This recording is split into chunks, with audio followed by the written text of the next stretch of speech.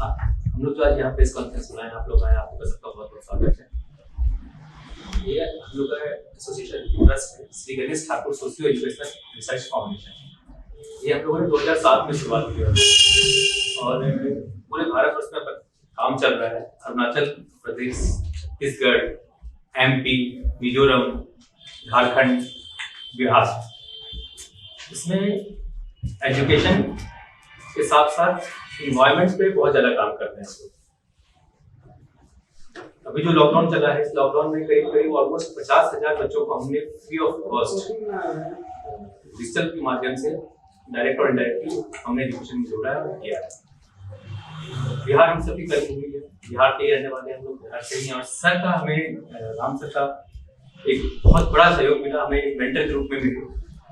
इनके बातों से प्रेरित होकर हमारी संस्था ने यह निर्णय लिया कि हम बिहार में कर्म क्षेत्र बनाएंगे सबसे पहले अब, और जिसकी शुरुआत हम गया से करने जा रहे हैं।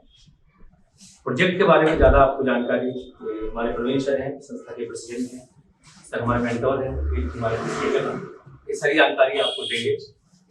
ये संस्था जो श्री गणेश ठाकुर के बारे में अगर आपको जानना चाहें तो ये भी एजुकेशनिस्ट ही थे और इनकी मेमोरी में हमने इस ट्रस्ट की स्थापना 2007 में की। बाकी मैं प्रवीण जी को बोलूंगा वो सारी मतलब जितने भी एम्प्लॉयमेंट प्रोजेक्ट्स के बारे में बताया। मेरा नाम प्रवीण भारद्वाज है। यूनाइटेड नेशन में मैंने इस बार इंडिया को सोशल रिपोर्ट कॉन्फ्रेंस में रिप्रेजेंट किया हुआ, तो उसी के रिगार्डिंग मुझे एक मॉडल स्टेट पे वर्क करना था। मैं 12 ईयर दिल्ली शिफ्ट हो गया था, लेकिन उस काम के चक्कर में बिहार आया तो गांव की हालत देख के ना बहुत जगह हम बाहर के स्टेट के लिए, मैं छत्तीसगढ़, अरुणाचल वगैरह के लिए हम टाटा फाउंडेशन वगैरह के साथ ऑलरेडी वर्क करते हैं। तो अगर बाहर के स्टेट के तो कुछ अपने लिए भी किया जाए। तो वहीं प्रोफेसर से बात हुई तो हमारी बात क्यों ना हम जो इस यहाँ के स्टेट को ध्यान में रखते जो हमारे प्रोग्राम से, जैसे हमारा पहला प्रोग्राम है स्वावलंबी ग्राम, इसके अंतर्गत क्या है मॉडल विलेज ले रहे हैं।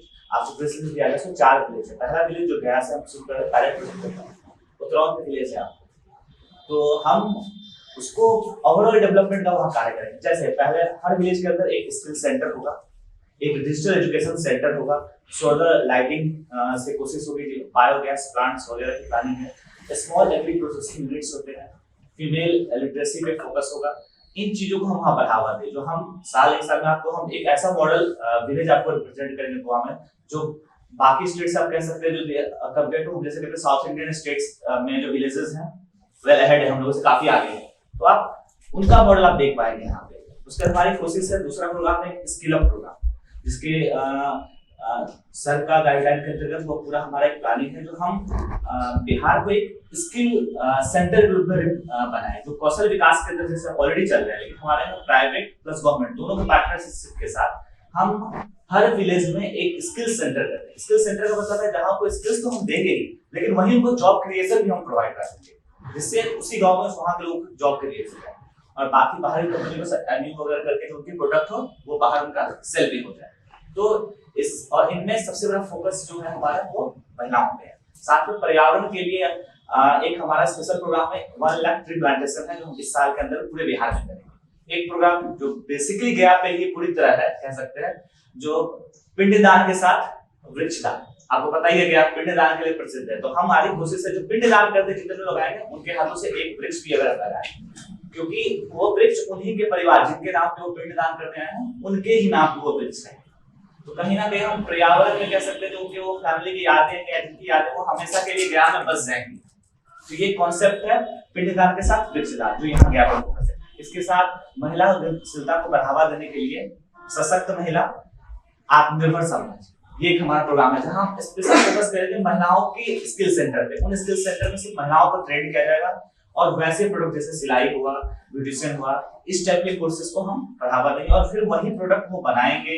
अगर वो सिलाई से रिलेटेड हम बाहर की कंपनी से टाई अप कराएंगे और उनका प्रोडक्ट वो बना के फिर उस हिसाब से वो सेल करेंगे। एक पूरा सर्कल है, एक अम्ब्रेला के तरह कह सकते हैं, जो पूरा गांव से लेकर पूरे वेल डेवलपमेंट प्लान का है, जो जॉब क्रिएशन हो जाए, स्वास्थ्य सुविधाएं प्राप्त हो जाए लोगों को, एजुकेशन में फायदा हो जाए। हमारी कोशिश है जो स्किल सेंटर बनाए उसको किसी ITI के साथ टाई अप कर दें, जो हर गांव में आपको ITI की ट्रेनिंग अवेलेबल हो जाए। इस तरह से एक गांव को ऐसा मॉडल विलेज हम बनाए जो आप फर्स्ट फेज में हमें पहला पायलट प्रोजेक्ट गया से शुरुआत करते हैं, इसके बाद 4 और अलग अलग औरंगाबाद में भी हमारा है, ठीक है, जहाँ मेरा फिर पश्चिम चंपारण में है और मधुबनी में। उसके बाद हमारी कोशिश है जो फर्स्ट फेज है सिवान और उसका फर्स्ट फेज में हम 10 ऐसे विलेज को स्टार्टअप करेंगे। देन वी को हर जिले से कम एक ग्राम उसमें शामिल हो। तो जैसे जैसे आगे बढ़ेगा हम उसको कोशिश करेंगे बिहार के जितने ज्यादा टारगेट हमारा जो 100 विलेज को मॉडल विलेज के रूप में बिहार को रिप्रेजेंट करना है। इसमें एक और इम्पोर्टेंट चीज मैं जोड़ूंगा कि हमें काम करने के लिए जो प्रेरित किया गया स्किल डेवलपमेंट, सर की देखिए हमें जिस सर से बात हुई सर ने हमें बताई, सर का एक मॉडल था RTT। स्किल सेंटर बहुत चलते हैं, प्रधानमंत्री कौशल विकास योजना, कई सारी स्कीमें हो रहे हैं, बच्चे को स्किल दे रहे हैं, ट्रेनिंग दे रहे हैं, पर सर ने कहा अगर आपको उस तरह की ट्रेनिंग देनी है तो आप लोग यहाँ मत आइए। बहुत सारी संस्थाएं कर रही है, दे रही है। सर का एक 3 पॉइंट का थिंकिंग दिया उन्होंने, कहा हमें कि रिक्रूटमेंट, ट्रेनिंग एंड डिप्लॉयमेंट। मतलब आप जब किसी को चुने, रिक्रूटमेंट करें, फिर उनको ट्रेनिंग दें, पहले चुने, फिर उनको प्रॉपर ट्रेनिंग दें और फिर उनकी डिप्लॉयमेंट करें। डिप्लॉयमेंट में सर ने विस्तार से बताया कि डिप्लॉयमेंट मतलब उनको रोजगार भी मिलना चाहिए, अगर रोजगार नहीं है तो स्वरोजगार मिलना चाहिए, पर वो सिर्फ वो कागजी कार्रवाई होके हमारा कागजी खाता को पूरा करके इतने बच्चे को हमने ट्रेन कर दिया, वहां नहीं रुकना चाहिए, क्योंकि विदाउट एम्प्लॉयमेंट स्किल्स की कोई वैल्यू नहीं है। हर प्रोग्राम फेल है। अगर रोजगार नहीं उत्पन्न कर सकते हैं, अगर उनको हम स्वरोजगार नहीं डिपेंडेंट नहीं बना सकते तो हर प्रोग्राम फेल है। स्किल के बारे में मैं तो चाहूंगा कि सर थोड़ा सा प्रकाश डालें, तो हम लोग भी अनुग्रहित होंगे और भी सीखने को मिलेगा और आप लोग को भी और ज्यादा जानकारी मिलेगी। उसका स्वागत करना चाहिए। तो ठीक उसी तरीके से विकास, डेवलपमेंट चाहे जिस माध्यम से हो, विकास होना चाहिए और इसी एक सार्वभौमिक उद्देश्य से मैं इस संस्थान का अपने जिला में स्वागत करता हूं, जिन्होंने महात्मा गांधी की स्वावलंबी ग्राम योजना और हमारा जो देश है, खासकर बिहार में जो माननीय मुख्यमंत्री हैं, उनका एक उद्देश्य है कि कौशल का विकास हो। तो कौशल विकास, लोगों को स्वावलंबी बनाना, लोगों को हुनर देना, रोजगार देना, ये आजकल की परिस्थितियों की मांग है। It is the dry need of the situation, dry of the day.